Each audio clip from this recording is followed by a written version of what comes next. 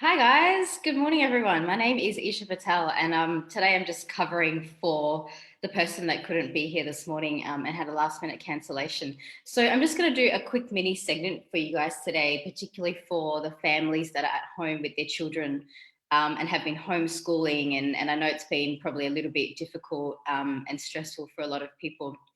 So, just a little bit about my background. I am a spiritual mentor and I have been on this group teaching more the meditation, spirituality side of things. But before I was doing that, I actually have a master's in early childhood education. And when I used to teach in schools, I used to take some of these meditation practices into the classrooms of very young children.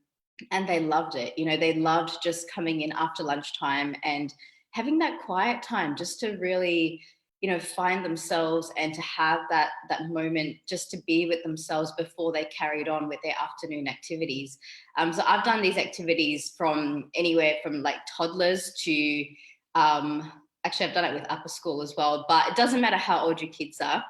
Meditation practices like this can be extremely valuable just in helping them to still their minds and to really come back into that present state, and to be a little bit more mindful of their internal emotions, thoughts, and just their surroundings and the way that they're actually feeling. So, yeah, meditation and imagination are actually not that different, And when we're working with children, meditation really is, it's actually more like telling a story.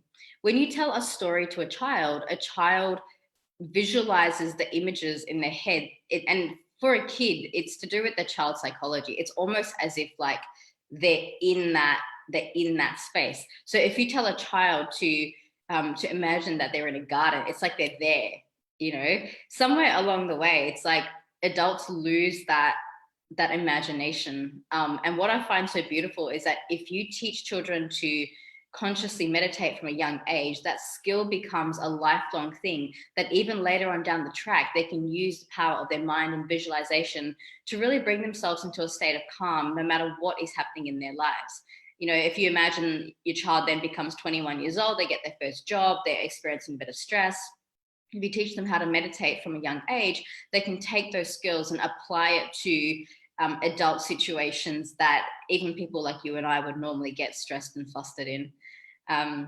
So if you got your kids with you, it's probably a good exercise for you to um, just go through this process. What I'm going to do just very quickly, I'm going to jump into the group, see who's actually on and see the comments. So just bear with me 2 seconds. And then I will take you guys just through a simple kids meditation that you can do with your children right now. So if you do got kids running around, you can get them ready. I will say as well that if your children are super, super, super young, like I'm talking toddler sort of age, they're not going to be able to do like a 10 to 15-minute meditation. And the way that you do it with very, very young children is you actually incorporate movement into it.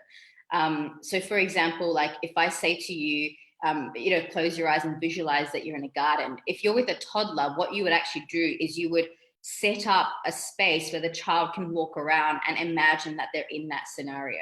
So meditation for kids is like a mingling of story time, imagination, and playtime all rolled together, but in a way where they're really engaging their internal senses. Because the purpose of meditation for a child is to allow them to be more mindful of their internal state. When a child is learning about the world, a lot of their focus is on their development, and everything's very tactile. They're putting everything into their mouths. They're touching everything.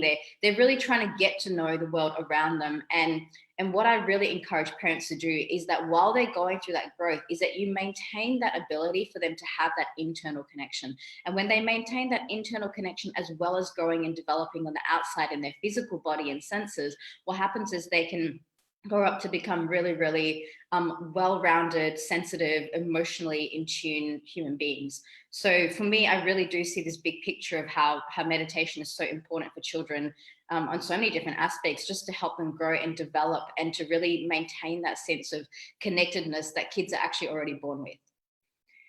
So let's get into it. Today's visualization, we're just going to do a very simple, sweet little practice. And again, doesn't matter how old your kids are, just have them with you, just hold them, and they'll last as long as they last. If it's their first time meditating, don't expect anything more than about 3 minutes, and that's okay. But it's cool, just let them be where they're at, because remember, they're just children. So taking a deep breath in, and as we're doing this practice, I want you to model what it is that you want your child to do. So I want you to take a deep breath, and then I want you to invite your child to breathe with you as well. So just taking a deep breath in together, me, you, the children, all together, just breathing. And then exhaling out. And then again, take a deep breath in through the nose. And exhale out. And one more big breath in through the nose. And exhaling out.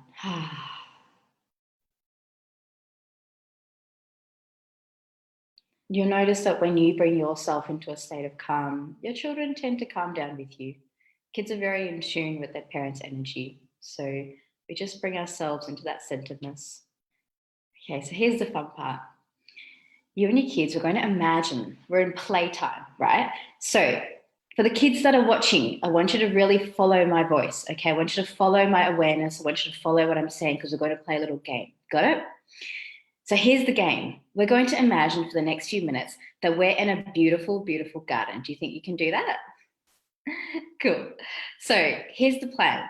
I want you to close your eyes just for a second, and I want you to lie down, because this game is so much more fun when you're actually laying down. So lay down and you can listen to my voice, and you can have your mums and dads with you. Okay? And this is what we're going to do. Closing your eyes, picture that you're in a beautiful garden that is absolutely perfect, just the way that you like it.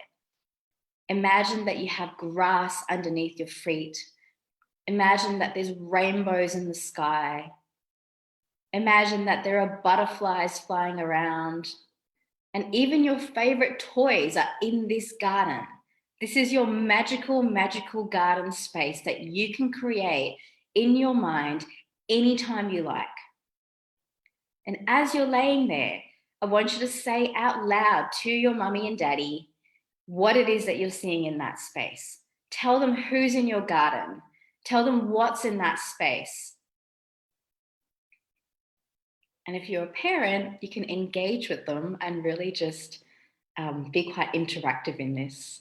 Remember, nothing is right or wrong in this space. We're just working with imagination. So kids, here's the best part. In this magical garden, you are allowed to have anything and everything that you can possibly want in your whole entire life.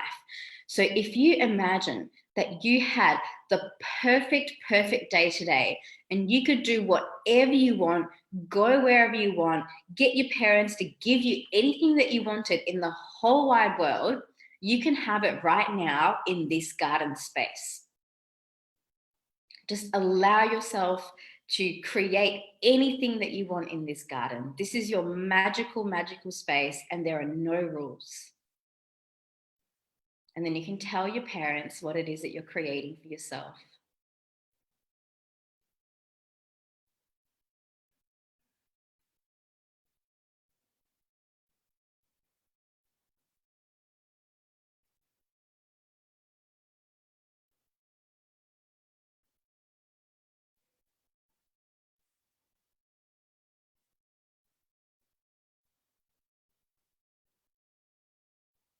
So once you've done that, I want you to close your eyes and go back into your garden.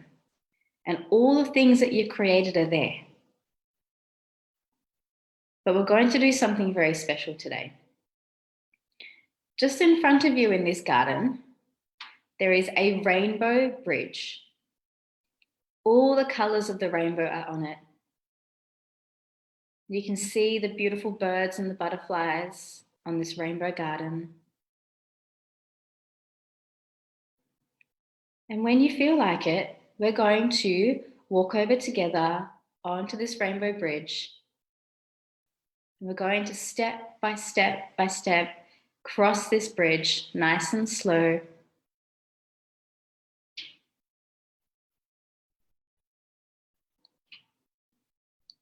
And once you get to the other side of the bridge, this is what we call your calm space. You know, sometimes we spend all day long just running around and playing with our toys. And the toys are on the other side of the space, and that's okay. On this side of the rainbow bridge is your calm space.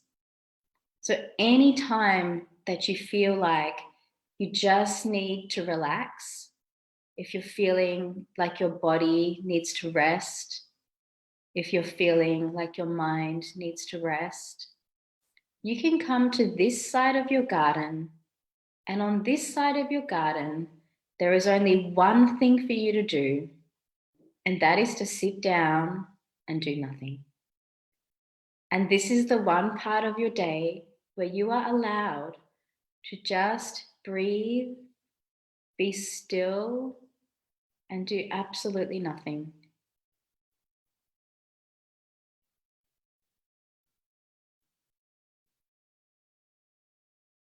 Notice how that feels in your body.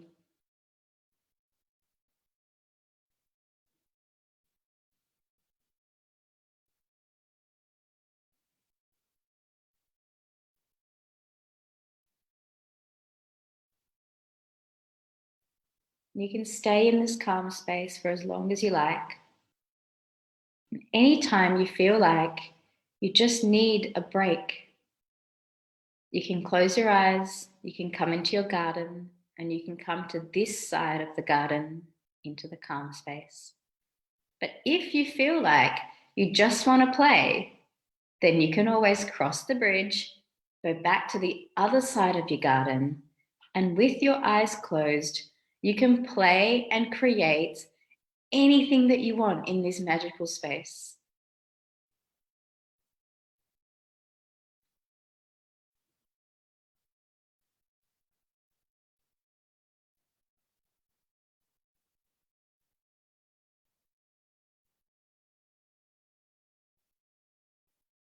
And that's it, guys. That's how simple this practice is. So for parents, this is a very, sweet little few minutes that you can do at home with your kids when you feel like they just need that little bit of a break. Children's minds work in very interesting ways. You know, sometimes they're just like racing all the time and they just want to do 1,000 things. But when you give them a space to actually explore these, a quiet space where they can explore these, they can go into meditation and they can either have a very active meditation and they can go and play and do whatever they want, but this is also giving them the option to start exploring that quietness within themselves. And I find, kids often do choose the quiet space. They really do like to just be in that stillness and to just be with themselves and to know that it's okay in that moment for them to just do nothing. You know, I think kids have some of the busiest minds around. They're just constantly running around doing everything 24/7. I don't know how they do it. I don't know how you guys keep up. um, this just gives them a tool, and when you do this practice with them and you start using this languaging at home, so you actually start saying to your children, hey guys, let's take a few minutes to go into your calm space today. What happens is it becomes a routine like anything else. The same as them, they know that when they get up in the morning, they brush their teeth, they have their breakfast, they go to the bathroom, whatever it is that they do, those are their routines. And when you incorporate routines like this quiet time or this calm space into their day to day, it makes it part of their normal reality to actually choose times of quietness amongst the busyness. And that skill, when they can do that willingly and by choice, sets them up for incredible moments of just resilience later on in their adulthood. So, guys, that's my little mini segment today. I was just jumping in to cover, so I didn't really have a big thing planned, but I hope that was helpful to you guys, particularly for the parents that are home right now wondering what to do with your kids 24/7. I would love to hear from you. Please comment in the box if you found that helpful or if you have any questions. I'll stick around for a few minutes as well. And yeah, I am jumping in again in a couple of weeks to do a little chakra segment for one of the 5 p.m. ones, so feel free to join me then as well. We've got a few comments here. Rianda, thank you for jumping in. Angela, thanks for your love. And anyone else there that's there with your kids, please let me know how that was for you. There are lots and lots of exercises you can do. This is not the only one by any means. I actually haven't spent too much of my time and energy creating things for children. It is something that I'll do later on down the track. Most of my work is focusing more on adults and teaching adult humans how to meditate. But if you go on YouTube, there's actually some beautiful meditations that people have already created, like little, 10, 15 guided visualizations and things that really just allow kids to be still and come more into that awareness of the internal imaginative state of being.